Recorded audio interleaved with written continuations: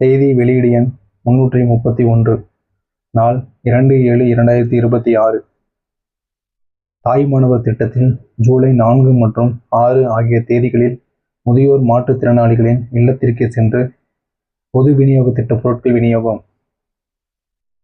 கூட்டுறவு சங்கங்களின் கூடுதல் பதிவாளர், சென்னை மண்டலம் திரு பாபு அவர்களின் செய்திக்குறிப்பு.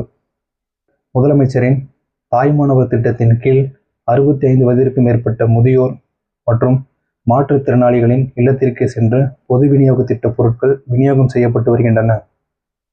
இந்நிலையில் ஜூலை மாதத்தின் 4 மற்றும் 6 ஆகிய தேதிகளில் சென்னையில் அண்ணா நகர், ஆலந்தூர், பெருங்குடி, சோழிங்கநல்லூர், தேனாம்பேட்டை, அடையாறு, திருவொற்றியூர், மணலி, மாதவரம், தண்டையார்பேட்டை, ராயபுரம், திருவிக நகர், அம்பத்தூர், கோடம்பாக்கம், வளசரவாக்கம், பல்லாவரம், குரோம்பேட்டை மற்றும் தாம்பரம் ஆகிய 18 மண்டலங்களில் கூட்டுறவுத்துறையின் கீழ் செயல்பட்டு வரும் 990 நியாய விலை கடைகளின் விற்பனையாளர்கள் அத்தியாவசிய பொருட்களை வீடு தேடி விநியோகம் செய்ய உத்தரவிடப்பட்டுள்ளது.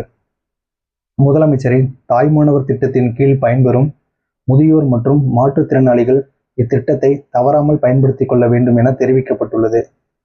கூட்டுறவு சங்கங்களின் கூடுதல் பதிவாளர், சென்னை மண்டலம்.